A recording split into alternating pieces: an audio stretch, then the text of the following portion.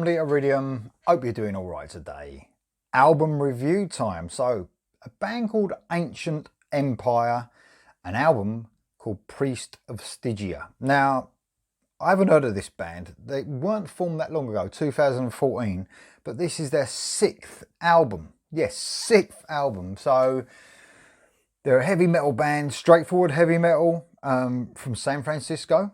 And man, they are proper metal, and I mean not to be confused with any other genre, proper heavy metal.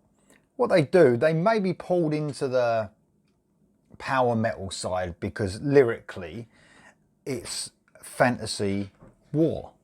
That's what they cover in their lyrics, fantasy and war. What you get musically is long guitar solo sections, twin leads, absolutely amazing guitar work. That's for a start.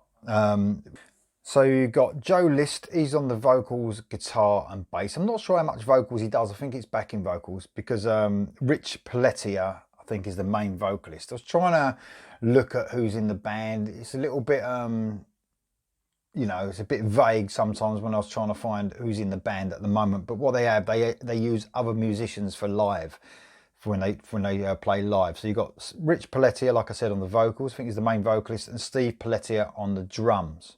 So those are the studio guys, 3 guys: Joe List, Rich Pelletier, and Steve Pelletier. Do a brilliant job. It's real intricate stuff. It's, if you want to compare them to bands, Maiden for sure, and we're talking classic Maiden. Probably Judas Priest, the heaviness of Judas Priest as well. Definitely for the fans of classic heavy metal, this is what the band is all about. Sometimes they delve in a bit darker and a bit heavier, you know, verging on thrash, but always keeping with that heavy metal sound. Like I said, you get some long guitar sections, some great guitar work. If you're a guitar player, if you're in a band, I think you're gonna fucking love this band. I did notice with one thing, the choruses, and this ain't a bad thing at all, this is a good sign, are not so immediate and hooky, but by the second listen I'm hooked. The hooks, the melodies are sort of driving themselves into your brain. I like growers on albums. I always find that the best albums for me are the growers, not the ones where you straight away, like the chorus hits you straight away. They can be the ones you get tired of a little bit quick. It's the growers, they're the ones that stick with you over time, and that's what this seems to be, a real grower. So yeah, great band. Just do everything so precise and so intricate. These are a really cool band, they really are, and I can't believe I haven't heard of them. 6th album, amazing, absolutely amazing. So I'll do run through track by track, and there's not many tracks on this actually.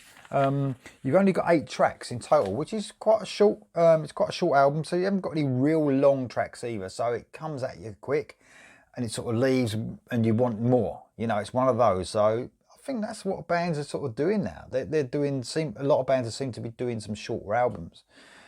That's what we had back, you know, way back when I was a kid in the 80s, and we loved it. It sort of, you know, like I said, it makes you want more and more. But let's go through the tracks one by one. So it starts off with a great song called Immortal.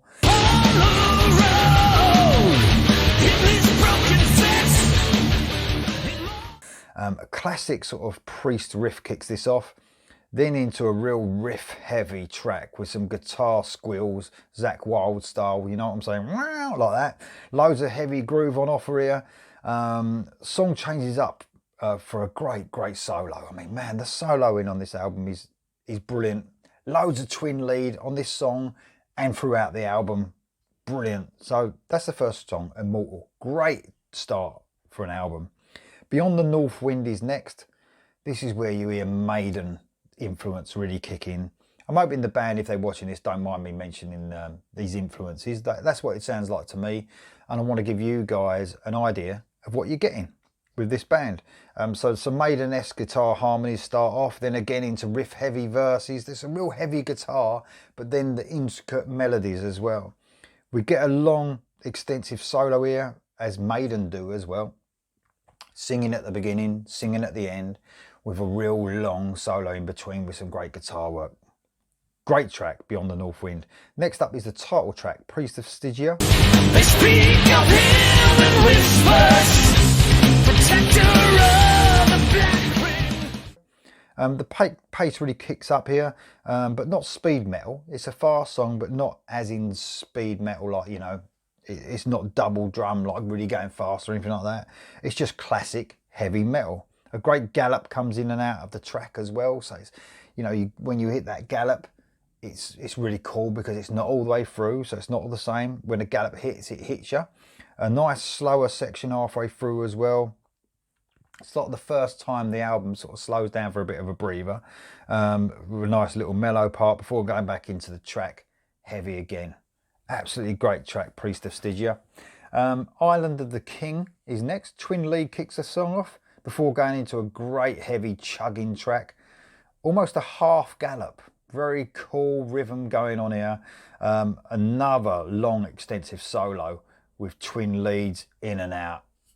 Superb. Next up you've got Burn Another Liar. A cool slow mid-pace sort of track. Maiden-esque again. Very epic sounding with a blistering solo. I know I'm repeating myself for these solos, but you've got to hear them to believe them. Absolutely superb.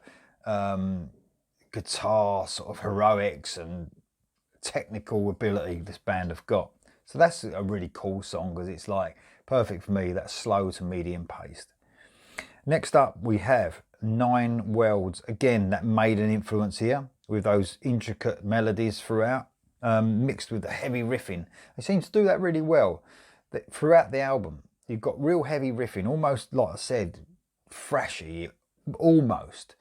And then you get the intricate solos and melodies all over him. A good upbeat track, that, Nine Worlds. Next up we have Every Man My Enemy, probably the heaviest track on offer here, with slightly thrashy elements but always in that metal groove. So definitely the heaviest track, verging on thrash metal I'd say, but not quite there. Another solid track. And then we finish off with the last track, Alone Against the Savage Hordes. Alone against the savage force, the blood, the battle. So acoustic guitar starts off. This is very epic. Vocals sound a little like Blackie Lawless even.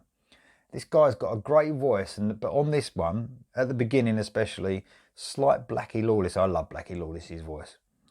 If the singer hears me say that, he'll probably think I'm going mad, but I can hear it slightly. The song comes in just after a minute, and then we get a great galloping track, and then ends with acoustic guitar again. So a real epic track. So it starts with acoustic guitar, then comes in with that excellent gallop, and then end with the acoustic again. So a really cool track to end with, actually. One of my favourite tracks on the album, Alone Against the Savage Hordes.